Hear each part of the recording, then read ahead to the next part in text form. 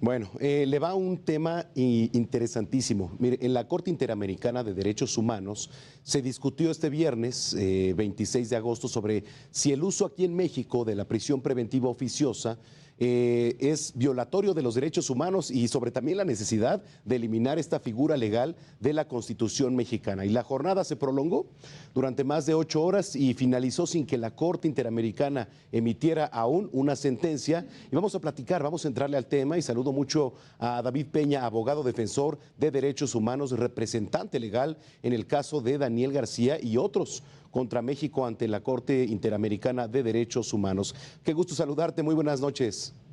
Hola, buenas noches, gracias por la invitación. Gracias, maestro. A ver, hablar del tema de prisión preventiva, ¿no? Es hablar de que muchas personas actualmente en la situación aquí en el país están tras las rejas. ¿Por dónde comenzarías a hablar y sobre todo en los casos que estamos tocando? Yo primero comenzaría para hacer una diferenciación entre lo que es la prisión preventiva Sí. justificada y la prisión preventiva oficiosa. Me parece importante hacer esta separación, porque luego a veces es muy difícil para la gente entender de qué estamos hablando. Entonces, hay en la mayoría de los países democráticos, hay una medida que se llama prisión preventiva, en donde por ciertos delitos, dada la gravedad del delito o dado el riesgo de que la persona se pueda ir a la fuga, proceden, digamos, se hace una valoración sobre la fijación de una prisión preventiva. ¿Qué es esto? Que mientras dure el proceso, la persona esté recluida en prisión y eso evita que se pueda dar a la fuga, que pueda agredir a las víctimas, que pueda continuar cometiendo más delitos, ¿no? Sustancialmente esa es la medida. Prisión preventiva es para una medida cautelar. Ok. En esa figura hay una valoración que tú tienes que hacer. El Ministerio Público le presenta a un juez y le dice, mira, yo te pido que esta persona se vaya a prisión. El catálogo de medidas cautelares en México es de 14 medidas. Eso implica, pues, desde que te quite el pasaporte, que te impida salir de tu domicilio, que te pueda poner una tobillera electrónica, que vayas a firmar, es decir, varias medidas. La última, es decir, la más gravosa, es la de prisión preventiva. ¿Qué implica? Que para que tú llegues a esa última medida, pues tienes que justificar que ninguna de las otras 14 es suficiente para poder asegurar el proceso. Esa es la medida que existe en todas las partes, prácticamente en todos los países democráticos. La diferencia es que en México existe una que se llama prisión preventiva oficiosa. Exacto.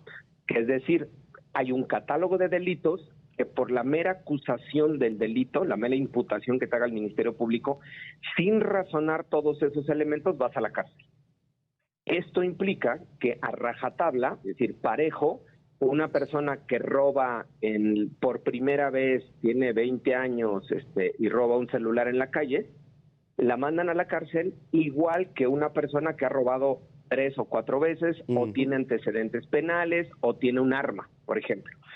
Esto elimina un factor de valoración que tendría que hacer el juez para las condiciones caso por caso, condiciones de riesgo. Por eso es muy importante clarificar, no se busca eliminar la prisión preventiva, sino que cada uno de los casos se haga el análisis en cuál sí procede y en cuál no procede. Hoy, en la prisión preventiva oficiosa, tenemos casi 130 delitos que ameritan prisión preventiva oficiosa.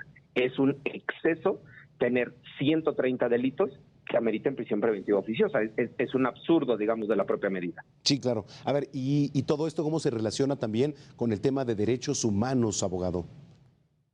Justo porque el tema relevante es cuando tú tratas parejo, digamos, a las personas, siguiendo mi ejemplo, a la que roba el celular por primera vez, a la que roba el celular por quinta vez o por tercera vez con un arma, cuando los tratas de forma iguales, evitas que haya una valoración en términos de su propio riesgo, de sus propias condiciones.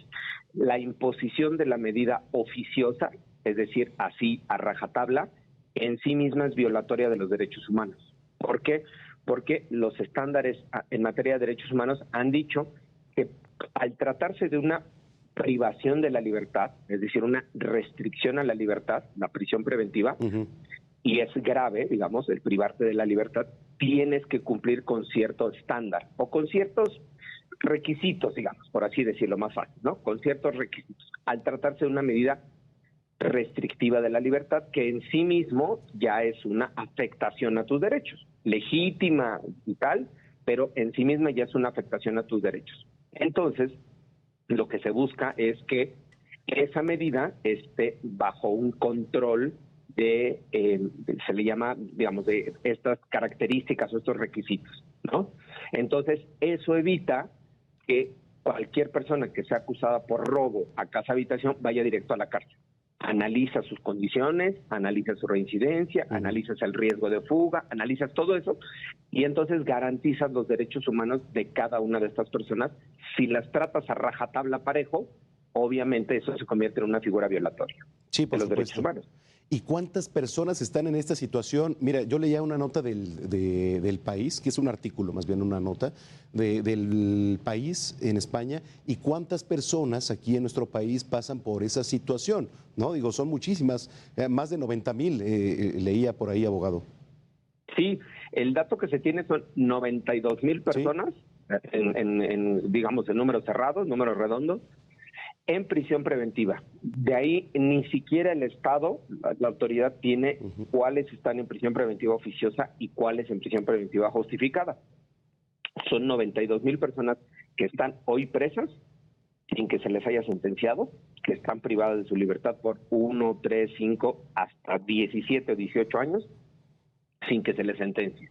Y otro dato importante es que el 70% de estas personas son del decil económico más bajo, es decir, la gente más pobre, la más pobre, es la que se encuentra en estas condiciones de prisión preventiva oficiosa. Por eso es, digamos, hay que presentar estos datos porque el discurso que se ha tenido a nivel político es de que se busca proteger a los delincuentes de cuello blanco, a los empresarios, a los políticos. No, lo que se busca es justo proteger los derechos de las personas más vulnerables, que en este caso son el 70% de la gente que se encuentra en prisión preventiva oficiosa. Correcto. ¿Cuál sería tu conclusión, abogado? Pues mira, mi conclusión sería que estamos en un momento muy importante para México, muy trascendente para México también. Hay dos niveles de discusión, tres niveles de discusión. Un nivel de discusión que se está teniendo a nivel político, digamos, promovido por el presidente, que me parece, digamos, importante también que el presidente pueda fijar su posición y decir estoy a favor o en contra. Es absolutamente importante en este debate democrático que fije la posición. La posición que está teniendo, digamos, inercialmente la Suprema Corte de Justicia, no hay decisiones todavía, pero va en ese camino de declarar que la prisión preventiva oficiosa es contraria a la Convención Americana y que es violatoria de los derechos humanos, así en ese nivel. Y la tercer pista, que es la propia Corte Interamericana de Derechos Humanos, donde se está discutiendo, tuvimos la audiencia el viernes, Daniel García Reyes Alpizar contra México, se está preparando la sentencia que saldrá en algunos meses, y en esa sentencia se va eventualmente a resolver si la prisión preventiva oficiosa y el arraigo, que son dos medidas restrictivas en la Constitución, son compatibles con las obligaciones internacionales en materia de derechos humanos o no lo son. Esa es una discusión muy interesante que va a dar la Corte, y si no se ponen de acuerdo a nivel nacional en los próximos meses, pues será la Corte Interamericana la que esté dirimiendo esas diferencias que se han creado en estas dos grandes posiciones en México. Correcto. Abogado, muchas gracias por platicar con nosotros esta noche. Gracias a ustedes, un saludo al auditorio. Igualmente, David Peña, abogado, defensor de derechos humanos y representante legal ahora en este caso de Daniel García y otros contra México ante la Comisión Interamericana de Derechos Humanos.